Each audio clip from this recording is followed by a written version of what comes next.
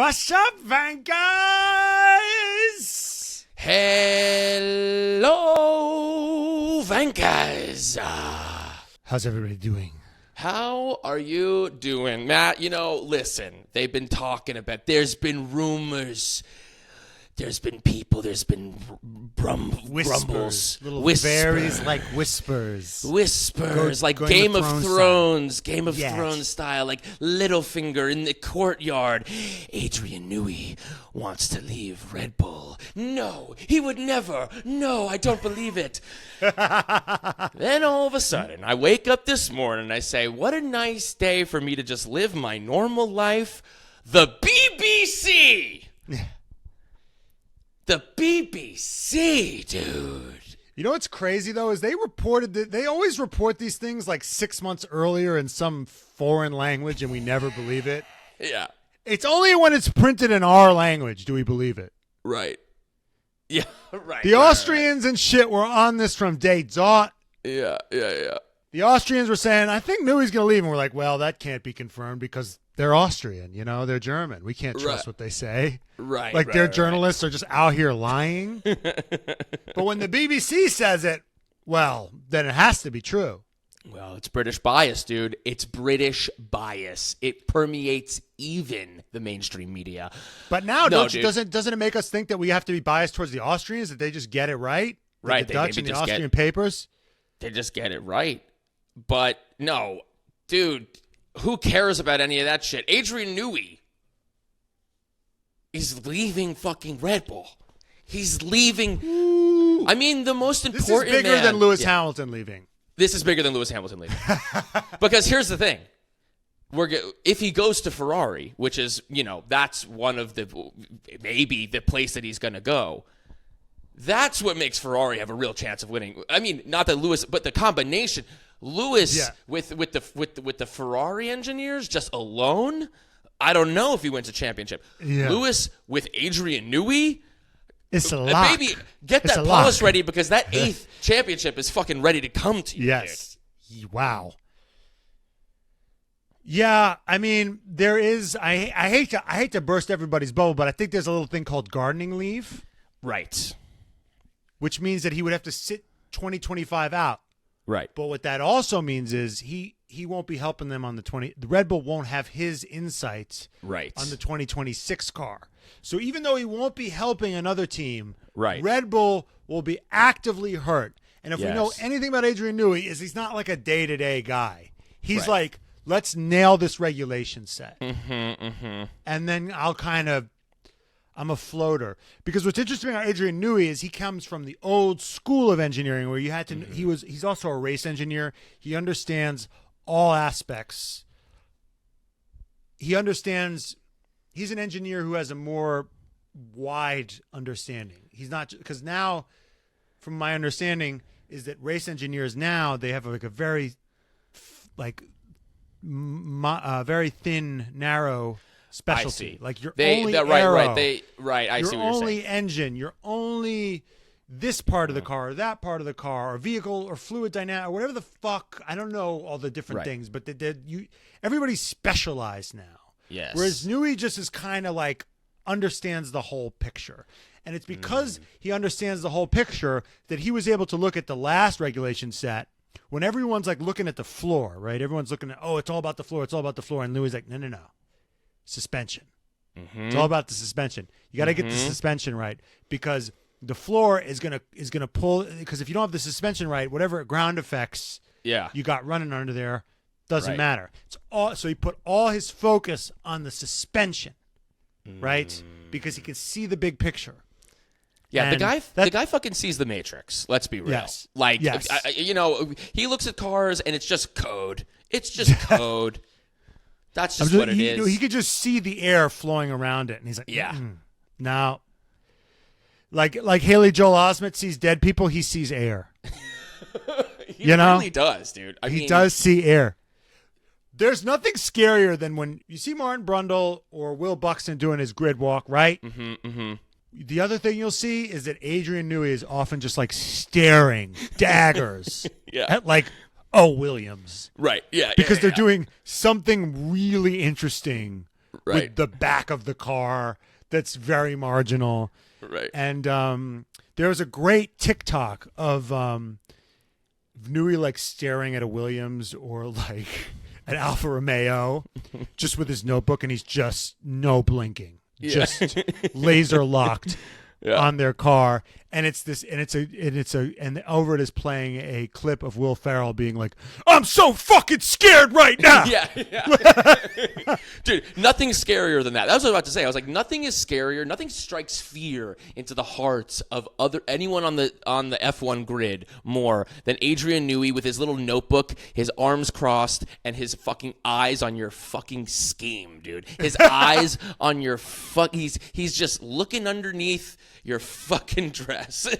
He's got X-ray vision. He's checking out the goods. He's seeing what you're packing. The guy sees it's true. He sees air. Someone was like, I think he's the only man. I would love, you know how when musicians have like synesthesia, you know that? When they're like, I can see colors when they hear things. Colors like certain sounds have a color attached to them. You know, people who have perfect pitch. Mozart has perfect pitch. Charlie Puth has perfect pitch. Brian Muller? I don't know.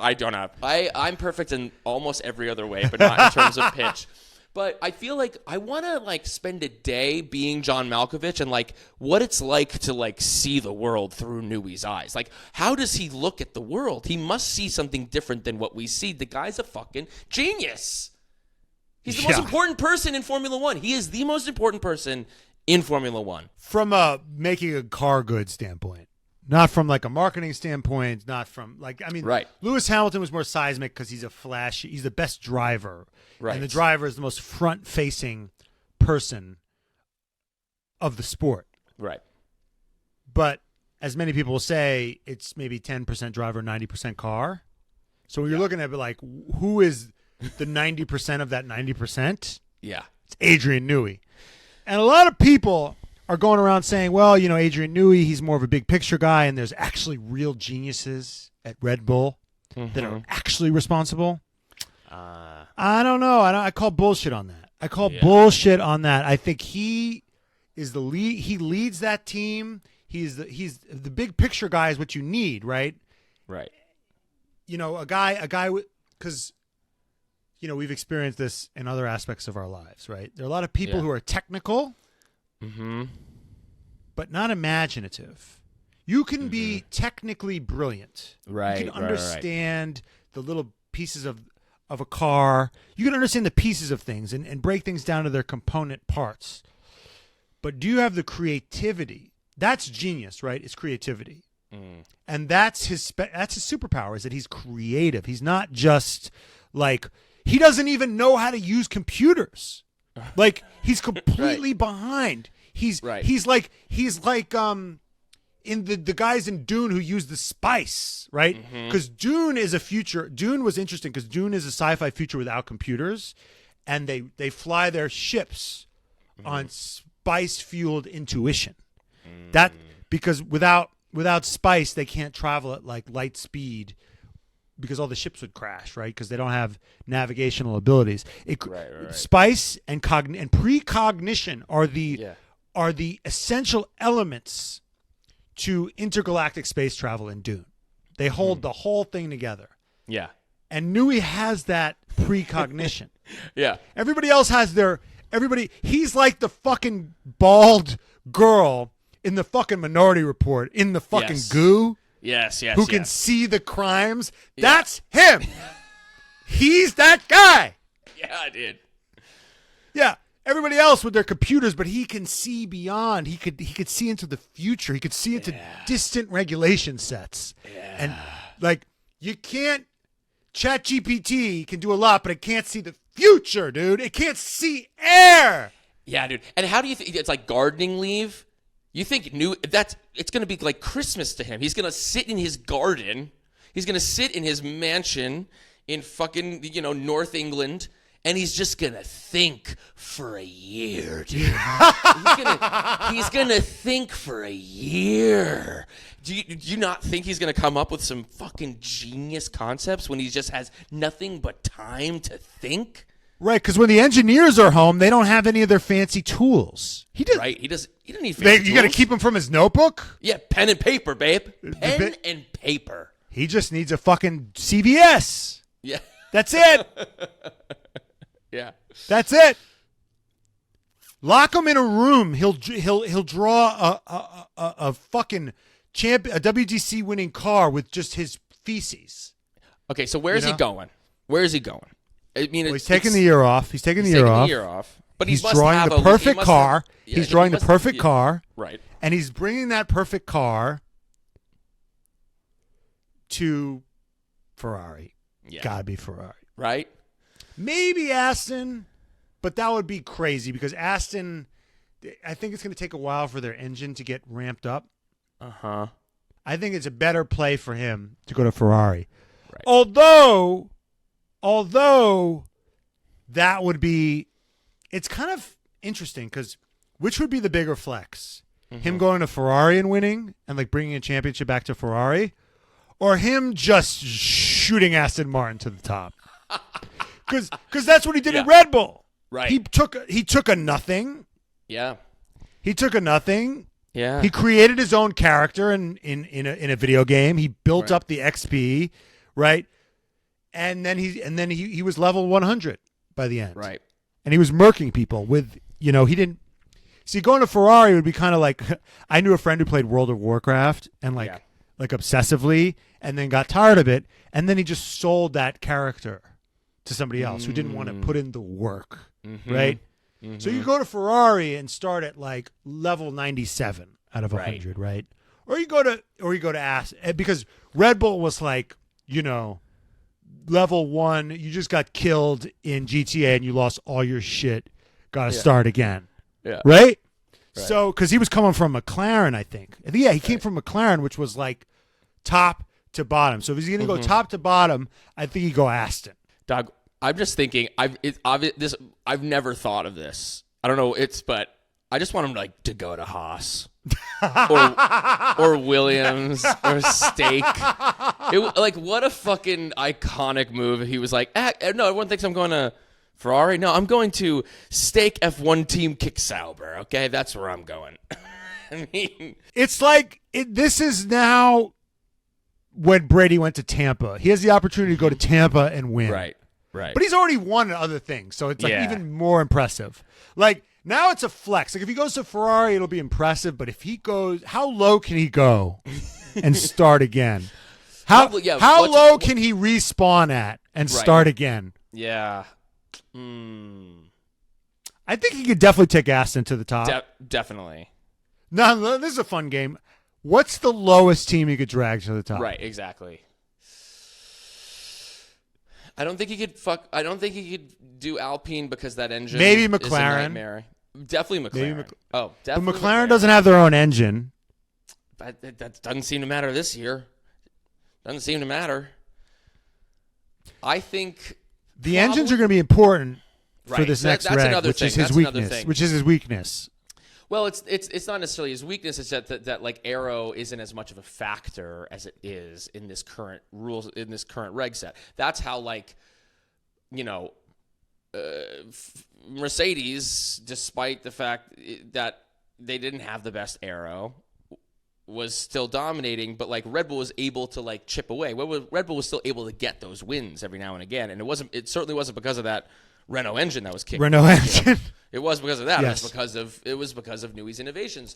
And that speaks to his ability that he's so good at aero that he was able to take that piece of shit Renault engine that's never been good since the Alonso times and get them championships.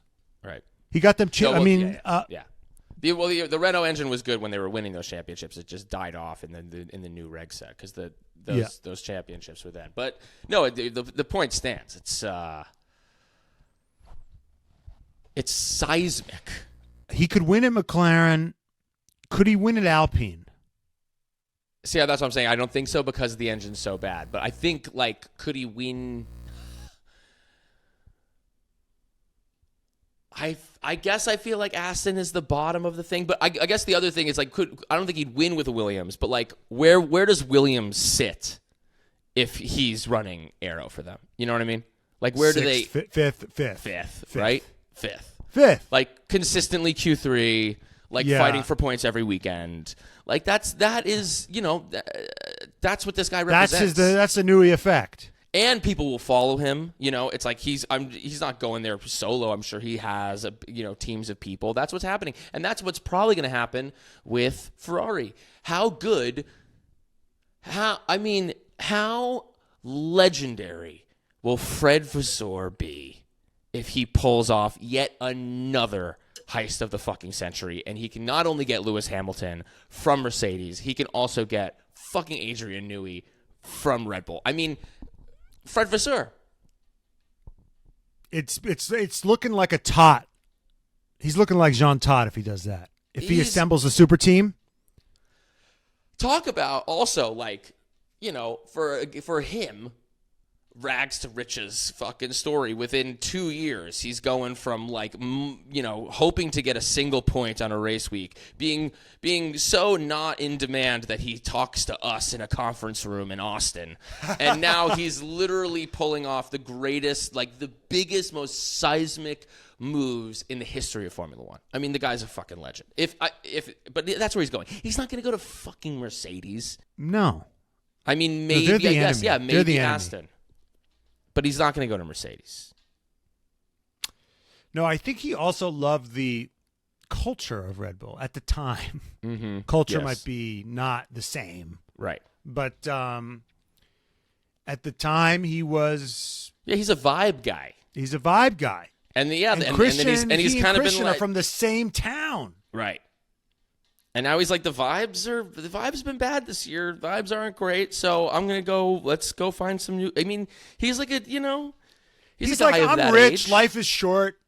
Why am I dealing with this stress? Yeah. My lead driver's and he's a boomer. He's like, boomers just kind of want to enjoy. They just want to. Why has it got to be so bad? Why you got to be so nihilistic? No, it's all gonna be okay. We're fine. We're the boomers. Is that what boomers are? I think the boomers don't. Sounds like you're just like doing an impression of your dad. It sounds like. No, I just feel like boomers don't want to dig they're into just like it. they just they don't want to overthink it. They don't want to overthink it. They don't want to deal with the messy stuff. They're just like, nah, it's too much. I don't want to get in there. Everything's great. Everything's great. It's the best. Fine. It's the best. It's the best. Complaining. I'm the healthiest man that's ever lived. Yeah, exactly. Everything's beautiful and great. So I think he's like, we're the best vibes on the paddock. And right now, seems like best vibes are in Maranello, baby. Yeah, the other thing that would turn him off from Aston probably is the Stroll. Yes. Like, okay, so one of my cars is going to be driven by your son that will keep crashing it. Mm-hmm. And I mean, Alonso is attractive, right? Obviously, an attractive guy to put his car underneath. Right. But then you got Charles Leclerc and fucking Lewis, and the reality is if he went to Aston, it's definitely like what that says is that he really doesn't give a fuck about like the lore, like he doesn't buy into the if you win in Ferrari, then that makes you like everyone's a Ferrari fan. Even if they say they're not a Ferrari fan, they're a Ferrari fan. Like if he doesn't go to Ferrari, I think it can be safe to say that Adrian Newey is not a Ferrari fan. But if he goes, it's just true. Like if he goes, and it'll be a huge blow to the brand if he goes to Aston Martin. Huge blow to the brand. But I think the reality is, he goes there, he seals off his legacy with a championship in red. And if he cares about that shit. And then he walks off into the fucking sunset as the greatest to ever do it. I mean, I think he's already the greatest to ever do it. But it's that. So you could argue so is Lewis, right? But Lewis wants that one more in red. You know what I mean? Lewis is tied. Newey has. Who was the guy in the 70s who Colin did Chapman. all the Lotus car? Yeah. Colin Chapman. Yes. But this guy, he's won Indy 500s. He's set up Mario Andretti's car. He's won in multiple teams in multiple categories. He's indisputably maybe the best. Yeah. It's like him, Colin Chapman, Rory Byrne. Those are the guys. But I think he should win at Ferrari, then go back, then respawn. And then go to Haas. For kicks and gigs. For one last ride. Just for one last ride, baby. At Haas. Just to see if he can challenge himself. Yeah. I mean, we're going to be following this story as it goes along, but fucking just seismic. This year. Thank God for all this stuff happening this year. Thank God. Thank God for all these moves. Yeah. It's giving us something to talk about. Keeping the lights on over here. All right, Vegas. That without Lewis and the silly season stuff, it's just this. Yeah. Goodbye, Vankers. Goodbye, Vankers. I don't care.